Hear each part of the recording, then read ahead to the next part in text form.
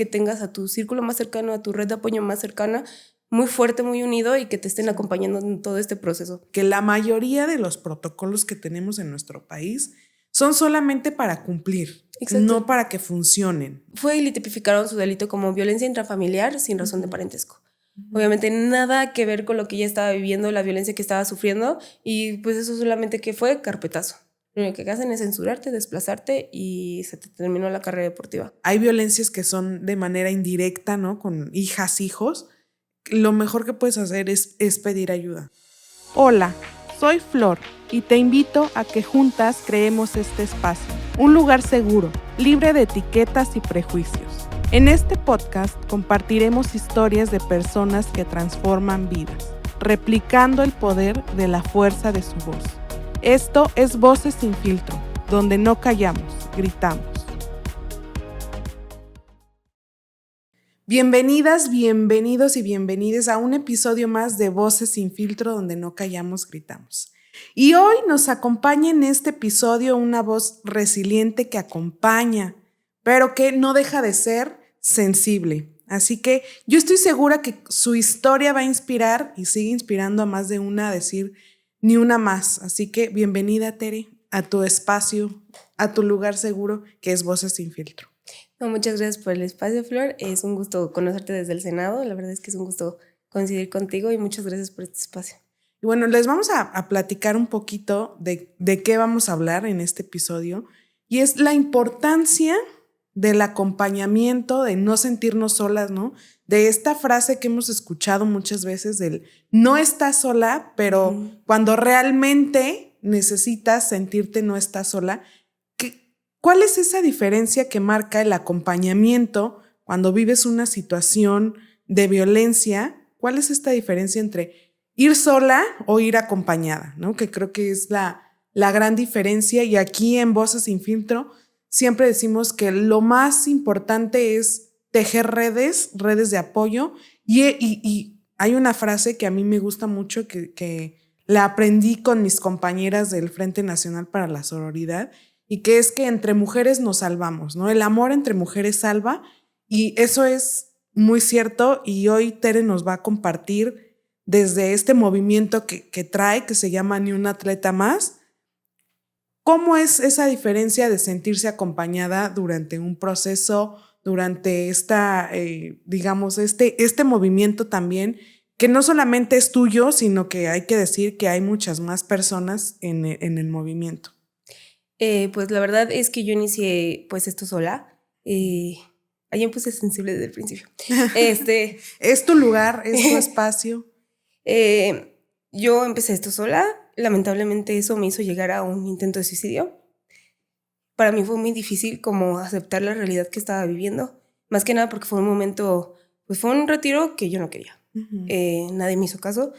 Después yo sentí en ese momento que después de haber representado a México de tantos años, que México me dio en la espalda, fue horrible. Yo solamente pedía justicia.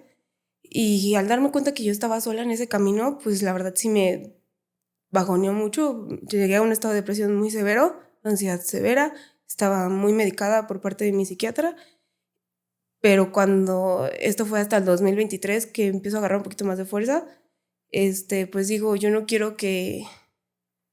Yo seguía viendo las mismas actitudes, los mismos comportamientos. Entonces yo dije, yo no quiero que esto alguien más lo vuelva a pasar sola. Cuando yo alcé la voz del 2020 me llegaron muchos casos claramente, pero pues yo no estaba bien estable mentalmente. Pero para el 2023 volvemos a agarrar como fuerza, como esa...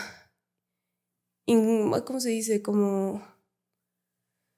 Ay, es que cuando lo sientes aquí como impotencia, era la palabra, impotencia, de que seguían las cosas igual y que seguían llegando casos y que seguían habiendo atletas y atletas, mujeres y hombres afectados.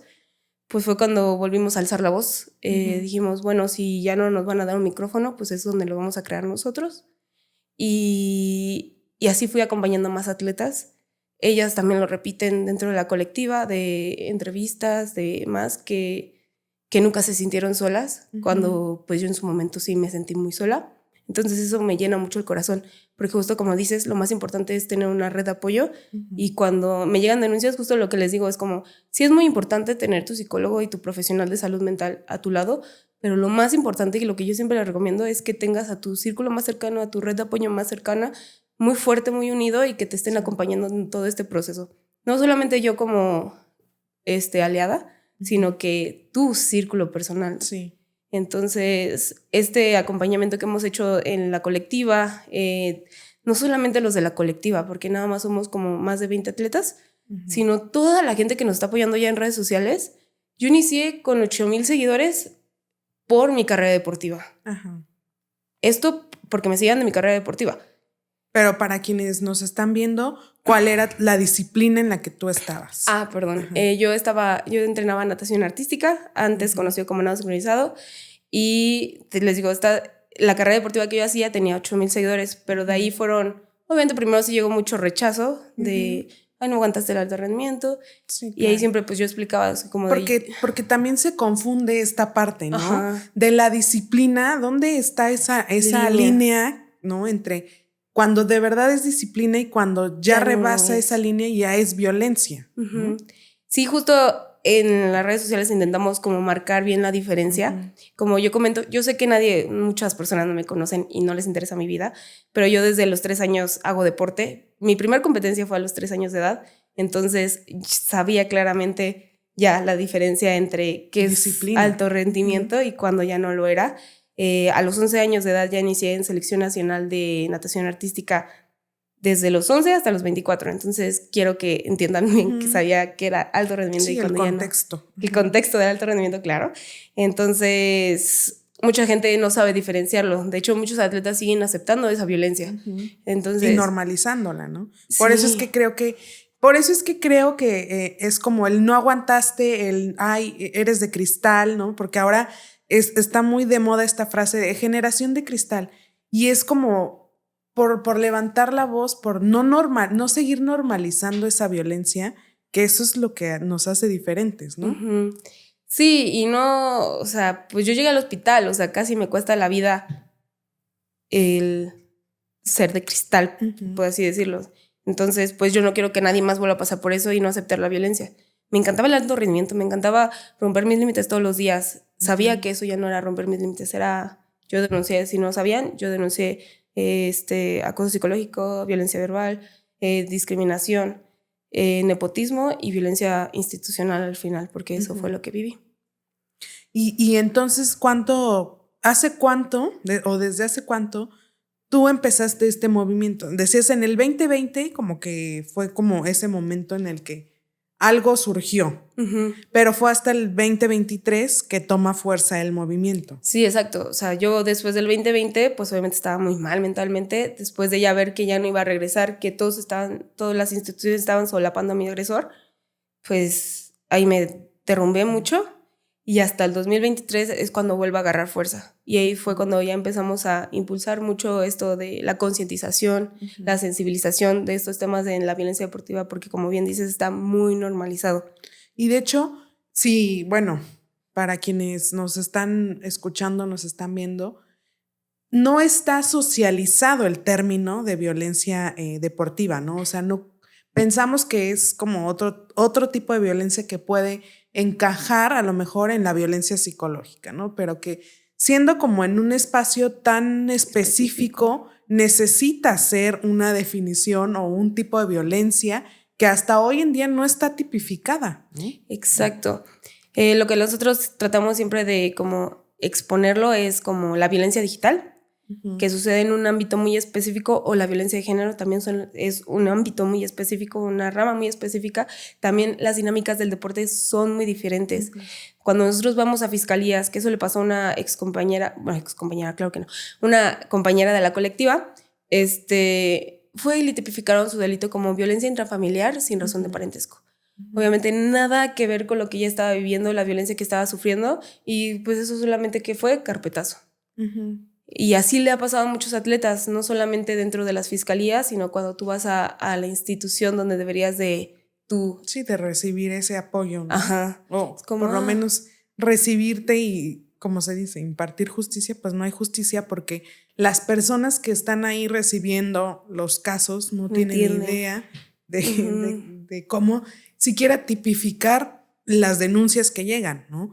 Pero, ¿cómo o cuál es el trabajo que desde Ni un atleta más ustedes han hecho para concientizar sobre la existencia de la violencia deportiva? Más que nada, lo más fuerte es en redes sociales. Pero obviamente muchas personas piensan, ay, solamente lo dicen en redes sociales. No, ya nos hemos parado con todas las autoridades competentes, ya sea institutos del deporte, CONADE, CAD, por ejemplo. Yo denuncié ante la CONAPRED también, o sea, ellos también lo saben. Cámara de Diputados, hemos ido muchísimas veces a la Cámara de Diputados, Cámara de Senadores, y en distintas universidades y movimientos que surgen, pues ya sea de violencia de género, donde yo explico qué es la violencia deportiva. No solamente se hace en el ámbito digital, sino que también en el ámbito físico, y actualmente pues ya promovemos ya ahorita la tipificación de la violencia deportiva. También ya desde que fuimos con CONADE ya habíamos dado, ahí está el video, donde también queríamos que pusieran dentro de la Ley Cultura Física y Deporte el glosario de qué es violencia deportiva y las violencias que existen, o sea, la violencia psicológica, porque no estaba como en el glosario de... Y también queríamos esto también lo están impulsando en la Cámara de Senadores, pero a nosotros nos dijeron que era imposible, que era hacer un censo sobre todas las violencias que existen dentro del deporte, y nos dijeron que era imposible porque era muchísimo dinero. Actualmente se está impulsando desde la Cámara de Senadores, no sé qué les dirán, porque a nosotros nos dijeron que era imposible. Y por ejemplo, ahí, yo estoy consciente que hacer un censo es carísimo, sí cuesta mucho dinero, pero precisamente creo que esa es otra como de las vertientes en donde recae la violencia institucional, ¿no? Porque entonces no hay presupuestos que destinen para medir, ¿no?, la violencia. Entonces, pues todos los datos que tenemos hoy en día de cualquier violencia que ustedes imaginen, pues ¿cómo sabemos que son certeros esos datos cuando no se destina presupuesto a este tipo de levantamiento de datos, ¿no? Yo siempre les digo, cuando nos dicen que aumentó la violencia o disminuyó la violencia, que nos preguntemos siempre de dónde sacaron ese dato o cómo sacaron ese dato, ¿no? ¿A quién le preguntaron? Porque, por ejemplo, aquí te pueden decir que están haciendo el censo, pero hasta el censo o ese cuestionario que les dan a las personas, hay que revisarlo si está hecho con perspectiva de género, si las preguntas que están haciendo de verdad están orientadas a esta temática, ¿no? Todos los censos del INEGI que nosotros conocemos, y cómo miden estos datos es con una sola pregunta, ¿no? De si has vivido violencia. Y es como, esa pregunta ni tiene perspectiva de género, ni es sensible, ni te arroja ningún dato, porque una persona que se acerca a otra persona sin conocerla y le hace este tipo de preguntas y no generas esa empatía, pues claramente no te van a decir, sí, estoy viviendo violencia, ¿no? Entonces, creo que también el levantamiento de datos es súper importante, es ausente en cualquier tipo de violencia en el que estemos hablando, y creo que sí necesitamos hacer conciencia también en de dónde estamos partiendo, ¿no? ¿Cuáles son los datos que tenemos? Exacto. ¿Cómo vamos a medir que realmente está teniendo un impacto? Sí, es también lo que decíamos, que cómo quieren, o sea, con las propuestas que ellos están haciendo es como mediante qué datos estás diciendo que eso va a funcionar aquí. Y pues no hay respuesta, claramente, porque no existen los datos. Sí. Entonces sí es muy lamentable. Aparte no es como algo difícil, o sea, es como, bueno, a lo mejor ya un censo no se puede hacer, porque eso nos lo reprocharon horrible. Y fue como, bueno, entonces, ¿qué alternativas nos das? Sí. Pero para todo, estadística, cosa científica, datos se tienen que medir. Pero, por ejemplo, ahí a mí se me ocurre, porque nosotros en Repara Alma también tenemos este tipo de incidencia, bueno, no hay presupuesto, siempre es como buscar el sí, ¿no? No el no. Entonces, no tienes presupuesto para levantar un censo, pero tus instituciones sí tienen la posibilidad, ¿no? Por ejemplo, CONADE, de hacer un cuestionario a quienes integran CONADE, que puedan ellos contestar sin que te esté costando levantar un censo. Entonces, sí creo que ahí es mucho de disposición. Exacto, disposición. Y creo que a lo que nos enfrentamos desde el activismo, y tú me vas a decir, Tere, es que muchas veces cuando intentamos tener esta influencia en la legislación, en los espacios donde se están haciendo las leyes, es que nos encontramos con muchos egos políticos, ¿no? De quién se va a llevar la medalla, de a quién se le ocurrió realmente aceptar esta iniciativa, quién la va a presentar. Y creo que ese es otro camino del que nadie nos habla y que siempre nosotros lo decimos con el tema de la ley Olimpia. Todo el mundo ve la foto de cuando están celebrando, de cuando ya se aprobó, pero nadie ve el trabajo que hay detrás, Olimpia, ¿no? Sí. De todas las veces que en los congresos se hizo un desastre porque los diputados no se ponían de acuerdo y cada uno de ellos quería llevarse la medalla, ¿no? E incluso que empiezan a clonar tu ley y ponérsela y a título personal, ¿no? Entonces, creo que ese es el camino que también no vemos del lado del activismo, ¿no? Y que nada más ves, ay, ya se aprobó y bravo, felicidades. Sí, ahorita pues también nos pasó algo similar, pero pues justo ya sabíamos, o sea, ya sabíamos que sí tenemos como muy en claro que alguien se va a querer colgar, o sea, que nosotros lo empezamos a verbalizar, que nosotros empezamos a exponer el tema. Y pues lo más seguro es que alguien más se quiera colgar de, porque yo no estoy en una posición de poder para yo tratar de legislar o hacer algo al respecto. Entonces ya somos conscientes de lo único que queremos es que suceda. Y que a veces hasta cuando vamos con autoridades que me invitan a un evento, ni siquiera saben qué, o sea, qué están haciendo ahí. O sea, muchas veces no saben qué están haciendo ahí y es como, ¿de verdad no sabes qué estás haciendo aquí? O sea, entonces, ¿por qué me invitaste a mí? No saben ni que yo denuncié. O sea, me dicen, ¿y tú qué deporte hacías? Y yo, ¿cómo que no sabes ni siquiera qué deporte hacía? O sea, entonces, ¿qué estoy haciendo aquí? Sí es muy lamentable, pero sí sabemos que justo es eso cuestión de egos, y que va a suceder y pues no hay más que aceptarlo, ¿no? Si es que queremos un cambio real.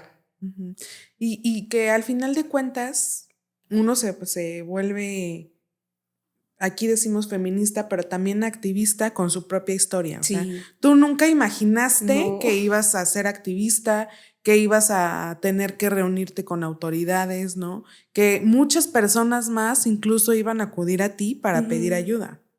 Sí, yo no sabía que iba a volver activista. De hecho, siempre cuento que cuando era seleccionada yo tenía un mini activismo, no lo veía así, pero tenía como un mini activismo dentro, porque yo no soy el somatotipo que piden en la natación artística, es un deporte muy discriminatorio en ese sentido, en cuanto a cómo te ves, cómo se te ve tu cuerpo. Estereotipos, ¿no? Promover, lo vemos, ¿no? Cómo promueven estereotipos de género. Sí, entonces como yo era chaparra, siempre estaba demostrando que pues yo soy la estatura promedio de México, entonces yo sabía que muchísimas niñas que iban a seguir después de mí iban a medir lo que yo medía. Sí, claro. Entonces, pues yo siempre quise demostrar, y lo demostré, que a pesar de tu estatura, podías llegar a ser la mejor del país, ¿no? Y después, si querías, una de las mejores del mundo. Pero ese fue mi activismo, pero nunca pensé que este activismo también se iba a reflejar años después en una lucha ya social, porque no solamente pasa en México, me han llegado muchos mensajes de países generalmente hispanohablantes, que son Latinoamérica, donde pues explican, ay, aquí es lo mismo, ay, no sé qué, nos ayudarías a alzar la voz, y es como de, pues sí me da mucha tristeza, ¿no? Es como, ya también les da mucho miedo hablar. Sí. Si aquí también las autoridades son omisas ante lo que les estamos demostrando que está pasando, pues también allá en otros países. Esto sí es muy lamentable. Esta es una historia que se repite no solamente aquí en México, sino a todo alrededor del mundo. ¿Y hay algún país en el que, digamos, esté como más avanzado en por lo menos tener en cuenta este tipo de violencia? Pues el primero como que fuerte en hacer algo al respecto fue Estados Unidos, por el tema de las gimnastas de Larry Nassar. Ellos hicieron lo que se llama Safe Sport, que es un sistema, una organización basada en solamente protocolos, pero los resultados que han arrojado, pues obviamente no han sido buenos. Solamente un 8% de las denuncias se resuelven, y no estoy diciendo que a favor de los atletas, de los denunciantes, sino resueltas. Favor, ¿no? Resueltas. Y la mayoría, todas las demás, quedan en no tenemos jurisdicción, no hay muchas se quedan como a burocracia, así como en mucho lapso. Entonces los atletas ya están pidiendo en Estados Unidos y también en Canadá, porque en Canadá también existe un Safe Sport, que Estados Unidos lleva aproximadamente 6 años funcionando, y en Canadá no me acuerdo cuánto, pero ya están pidiendo legislar, o sea, que haya leyes que legislen a favor de los atletas. Entonces, cuando las instituciones aquí nos piden que vamos a hacer protocolos, y yo les doy los resultados de los protocolos que han estado funcionando en 5 años, 6 años en países que los vemos como primer mundo, y no están funcionando, ¿con qué datos me das tú? Sí, para iniciar, ¿no? Para que me digas que esto va a funcionar aquí. Cuando estamos hablando de si este es un país del primer mundo y que se supone que es mejor, aquí en un país de abajo. Sí, con las herramientas que tienes, exacto, ¿no? Los recursos, todo esto. ¿Qué le vas a...? Porque muchas veces, y es que siento que ese es el problema con los protocolos. Primero, ¿quién los hace? ¿No? La misma institución. Es como la misma institución. Entonces creo que desde ahí empieza todo mal. Interés, ¿no? Segundo, ya lo hiciste, pero ¿cómo lo vas a echar a andar, no? ¿Cómo va a funcionar? Es que si no se va a quedar como letra muerta.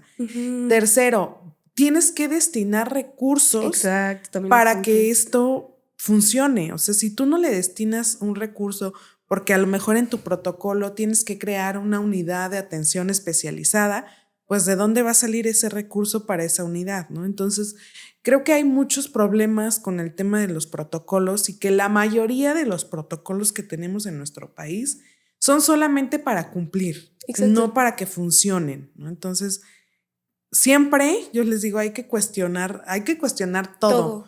De que sí está, pero funciona, ¿no? Y, o sea, no estamos como en contra, o sea, sí se pueden usar como una herramienta pero pues también sabemos que es un problema más inmenso, o sea, es multifactorial, transversal, interseccional. Entonces, pues no solamente es eso, también se necesitan cursos de sensibilización, capacitaciones para, por ejemplo, apenas fuimos al Congreso de Cultura Física y Deporte y la abogada exponía que ahorita no se necesita nada para ser entrenador. No te piden ni una capacitación, no te piden ni un curso, entonces cualquiera puede ser entrenador. Sí, y más, yo digo, cuando eres entrenador es necesario esa relación que existe, o sea, una relación personal entre la entrenadora y a quien está entrenando, ¿no? Entonces, por lo menos un poquito de sensibilidad que debe de tener esa persona, ¿no? Y metodología, ciencia, necesita toda esa capacitación para tener una vida a su cargo. Sí. Porque si una mala metodología, pues lo que pasa mucho aquí, se queman los atletas, llegan a lesiones, llegan a enfermedades, y no hay por ejemplo, también pasa mucho que apenas me dijeron que el sistema está como nada más a 4 años o a 6 años, no hay como un progreso largo, así como desde aquí a 30 años nuestra visión. Sí. O es a 6 años, que es el sexenio o es a 4 años, que es el ciclo olímpico. O sea, no hay un progreso, no hay un macro ciclo que pueda seguir como hacia un atleta en desarrollo. No hay un seguimiento. No hay una metodología exacta. Entonces, sí nos falta muchísimo. O sea, nos falta sensibilización, capacitación, vías de denuncia seguras, porque los atletas tienen mucho miedo de denunciar. Yo soy un ejemplo de que alzo la voz, lo único que te hacen es desplazar. Y así muchas historias de las que nos han llegado. Lo único que hacen es censurarte, desplazarte y se te terminó la carrera deportiva. Es que creo que ese es un mito, que cuando hablamos de temas de violencia, las personas pensarían que las víctimas lo único que buscan es como esta orientación jurídica, ¿no? Y que ahí termina. Cuando quienes atendemos temas de violencia de género sabemos que es una atención integral y multidisciplinaria, ¿no? Yo siempre hago como énfasis en que no todas las víctimas quieren denunciar. Primero, y la razón principal es por el miedo, ¿no? Entonces, si no tienen ese apoyo emocional que las acompañe durante una denuncia, por eso muchas desisten, porque el sistema es revictimizante, horrible. Porque el sistema todo el tiempo te orilla a abandonar y a desistir de tu denuncia, ¿no? Entonces, si tú no llevas un acompañamiento emocional, pues te quiebra por completo, ¿no? Entonces sí tiene que ser multidisciplinaria la atención. Sí, yo me acuerdo que fui a una fiscalía y la verdad fue horrible. Y eso que, digamos, mi caso no es tan fuerte, pero no me imagino que tú vayas a una fiscalía a denunciar, pues, un feminicidio, un homicidio, un asalto con golpes, porque yo vi a un señor ahí muy, pues, golpeado. Sí. Entonces, si para mí fue difícil y fue desgastante, no me imagino para todos, o sea, para todos es lo mismo. Sí, y ¿nos puedes dar algunos ejemplos de la violencia deportiva? O sea, ¿cuáles serían algunos ejemplos, por ejemplo, de las personas que hoy integran el movimiento? Por ejemplo, está una que se llama Cassandra, que es de exatleta de judo, porque ya se tuvo que retirar. Ella la lastimaron con dolo. Su entrenador mandó a otra atleta, que listillos son, ¿eh? Su entrenador mandó a otra atleta a lesionarla. A lastimarla. Ajá, entonces Cassandra va a la fiscalía y les explica que pues la lastimaron y le dijeron, pero pues es un deporte de contacto, ¿no? Tiene que haber lesiones. Y ella les trata de explicar, oye, es que lo que me hicieron fue una llave prohibida, eso ya va fuera del marco del deporte, ¿no? Y pues obviamente pues no entienden. Sí. Su carpeta sigue abierta, ella lleva muchos años en proceso. Otra se llama Itzayana, que es la que les mencioné de que le tipificaron mal su delito. Ella pues no solamente fue la única, ella es de porrismo, no fue la única. Fueron como 10 atletas de porrismo las que denunciaron violencia psicológica, violencia física. Lo que le hacían a niñas menores de edad es como les amarraban los brazos, les amarraban los pies, les pegaban con un palo de madera. Entonces fueron a denunciar todo esto. Los entrenadores siguen, creo que sí se cerró su caso, hubo como un tipo de justicia, pero actualmente ellos siguen como si nada y otra vez están siendo presuntamente acosadas por esta persona, las pequeñitas. Entonces... ¿Que son menores de edad? Sí, son menores de edad. Están bien chiquitas, están, o sea, cuando las ves dices, por Dios. También ya las estaban señalando por su cuerpo. Chiquititas y ya las estaban señalando por su cuerpo. Y es como, Dios santísimo, tienen 5 años, tienen 7 años, o sea, ¿cómo las vas a señalar por su cuerpo? También existe un caso de niños presuntamente acosados sexualmente en un instituto, un deportivo muy prestigiado, o sea, la membresía te cuesta millones de pesos. Y fue por un entrenador. Ellos tampoco se estaban dando cuenta hasta que un atleta llega a aprender cómo flotar porque se iba a cruzar a otro deporte y de repente se da cuenta y lo empieza como a exponer con sus compañeros y empiezan a sacar un montón de cosas de, no, pues, y nos enseñaba, no, pues, nos tocaban nuestras partes o nos hacía bañar sin traje de baño, ¿sabes? Como de cosas que no sabían, ya se lo expusieron a sus papás y obviamente los papás denunciaron inmediatamente. Esto para que entiendan que no solamente le pasa a las mujeres, sino también a los hombres. En los hombres pues también recae mucho el que dirán, o sea, también el mismo sistema opresor que nos oprime a nosotras, pues también es como, ay, no aguantaste, ay, eres un marica. Y todas estas cosas que hacen que los atletas hombres no denuncien. Y así puede ir, así como los paratletas también llega un momento en donde, bueno, sí te pido tu beca, te pido tu beca, pero me tienes que dar el 70% de la beca. El 70% de la beca les tienen que dar. Sí, un día te quedas con nada. Y aparte es un deporte, los paratletas tienen materiales tan específicos y especiales que son más carísimos. Caros, sí, o sea, una tándem cuesta cientos de miles de pesos.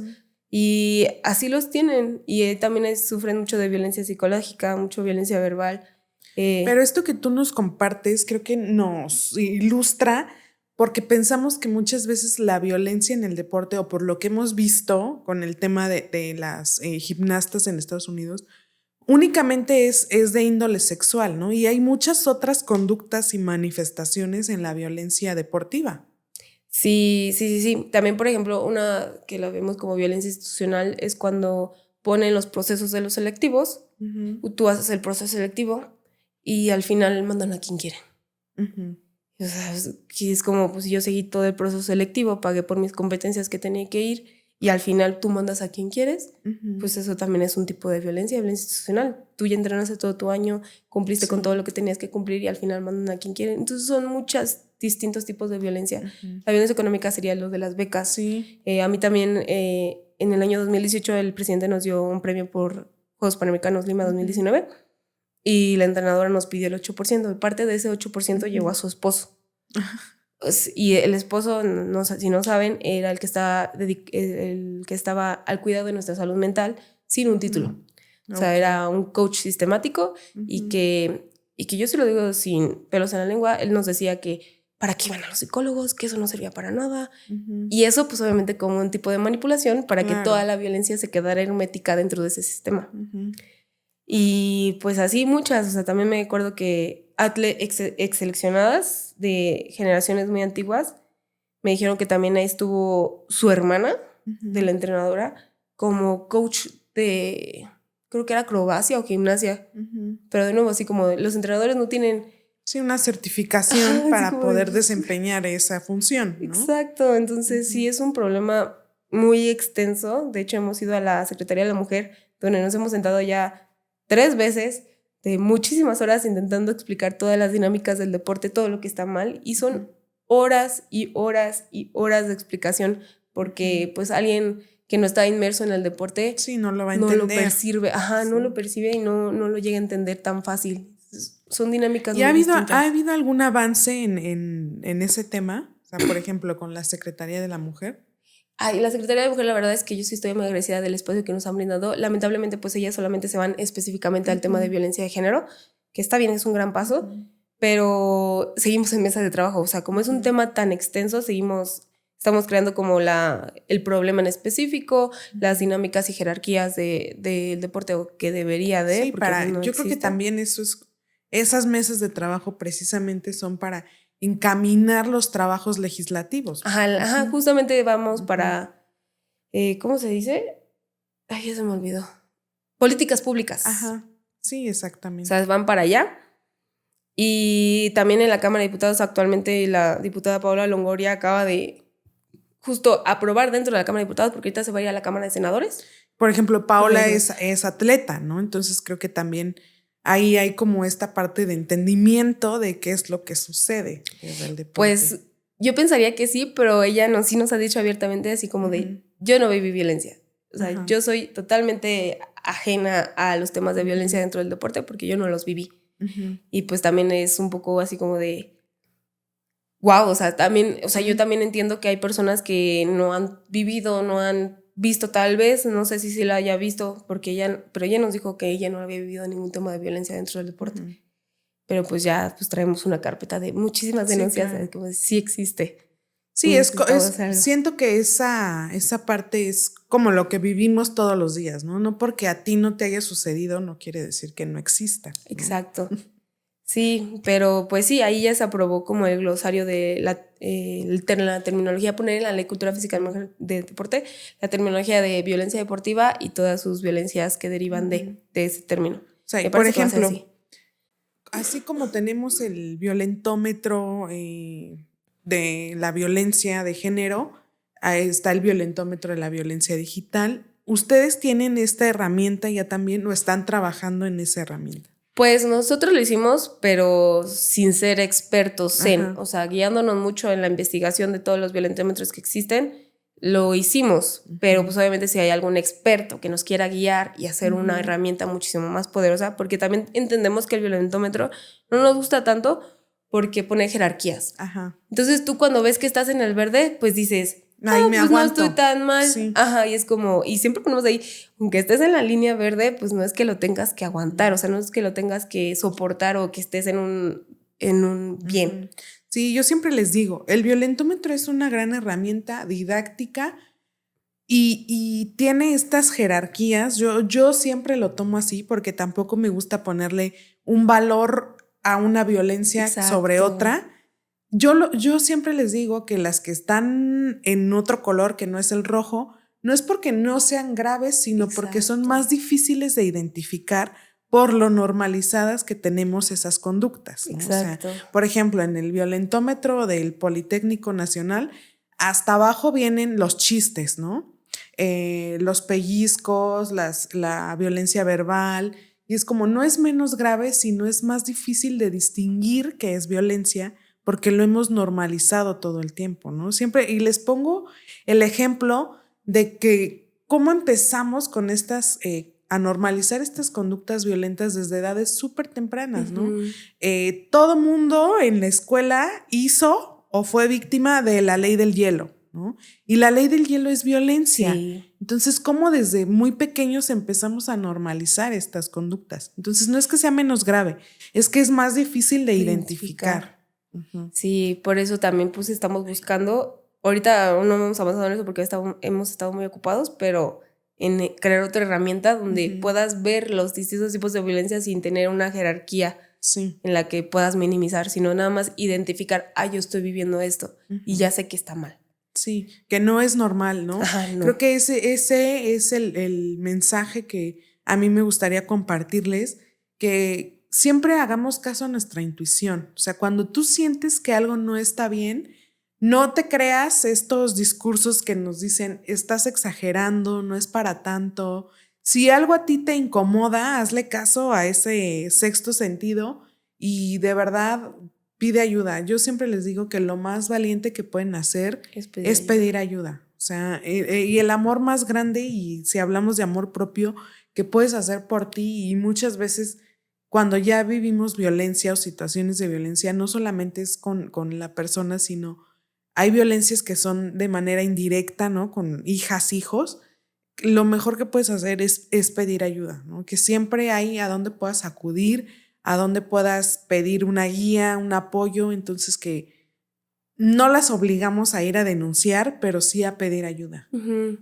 ¿Cómo visualizas o cómo te gustaría a ti que fuera este movimiento para las demás personas? O sea, sé que a veces es difícil porque también muchas veces quienes están del otro lado piensan, o no sé si has llegado a ese punto, que ya te ven como si fuera una obligación tuya, uh-huh. ¿no?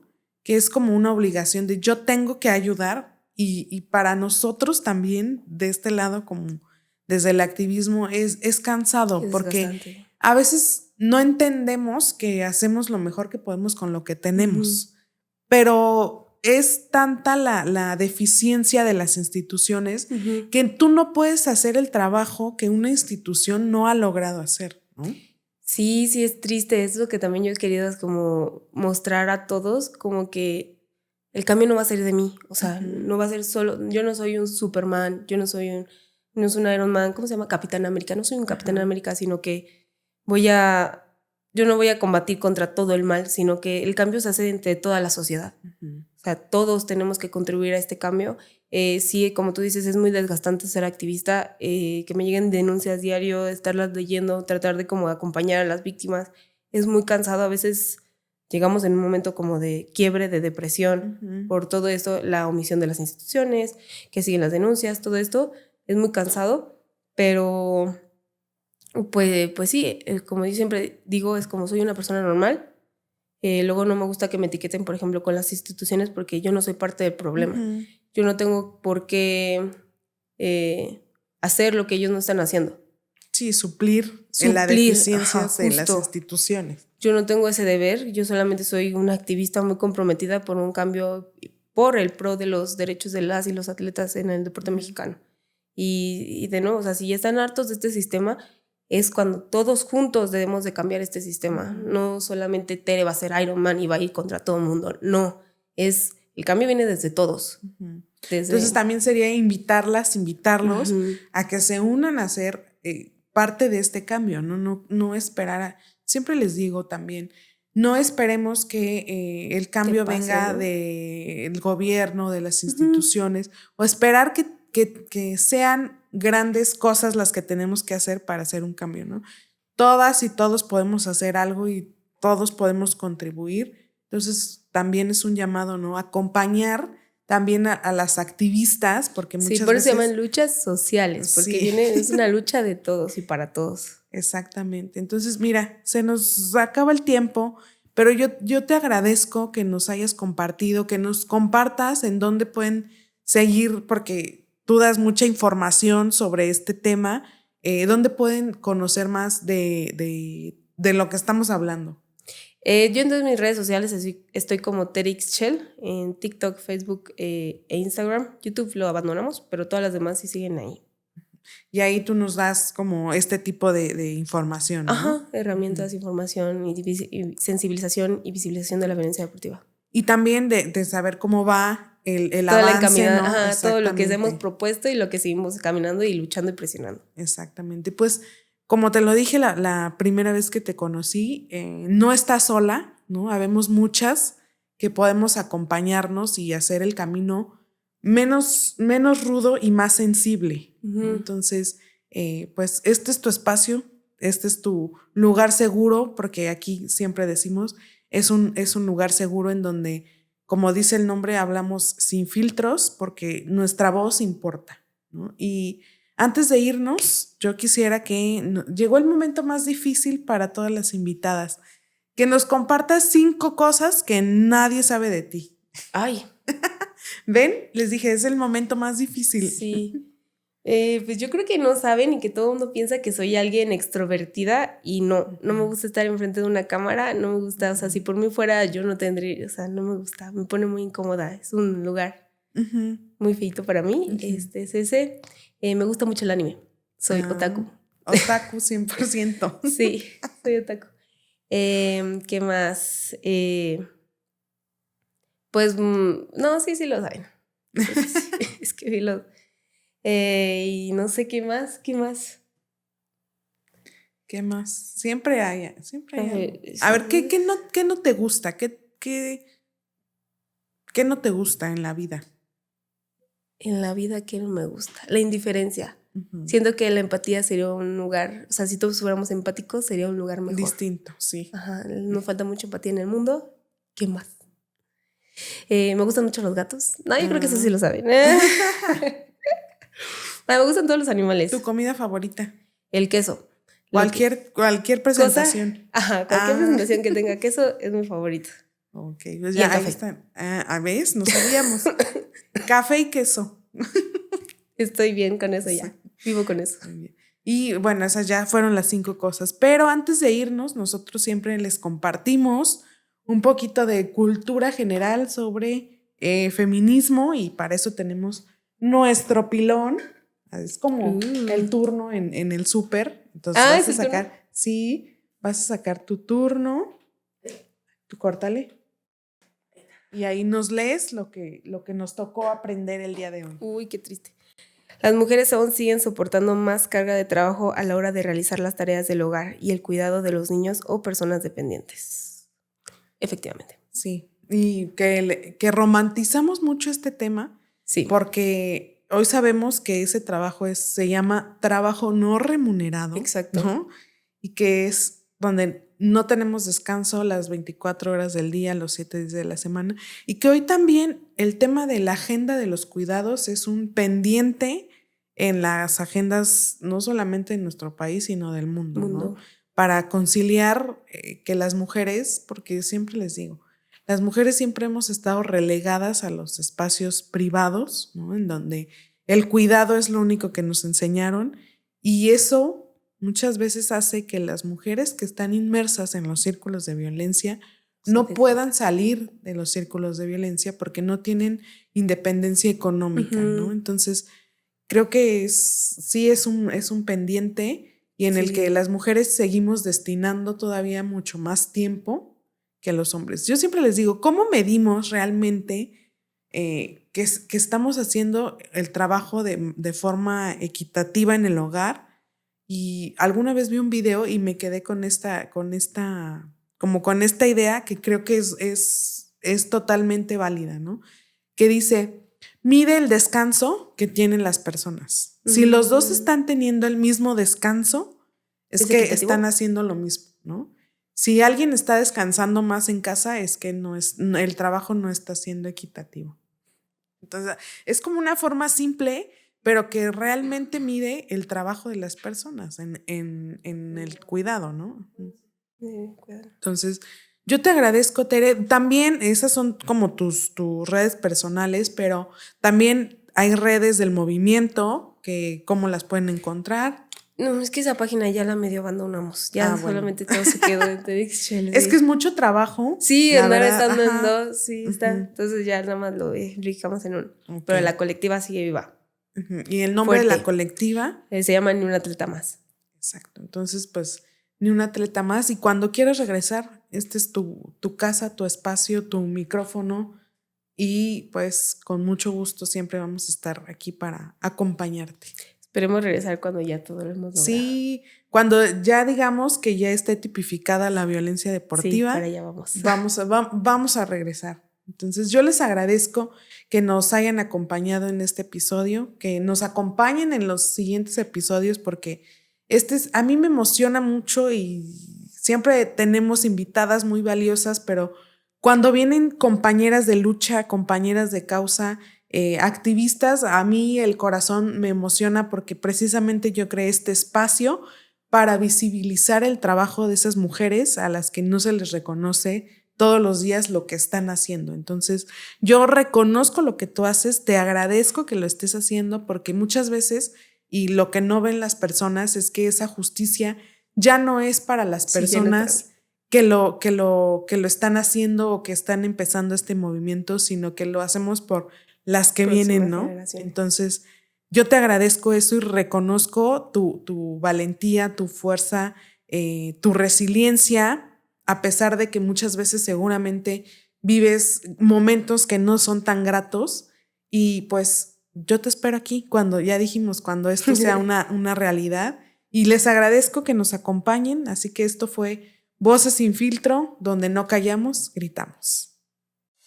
Gracias por acompañarnos en un episodio más de Voces sin Filtro, en donde juntas cuestionamos todo. Mis redes son @flor_repara en Insta, Twitter y TikTok. No olvides suscribirte. Te espero en el próximo episodio.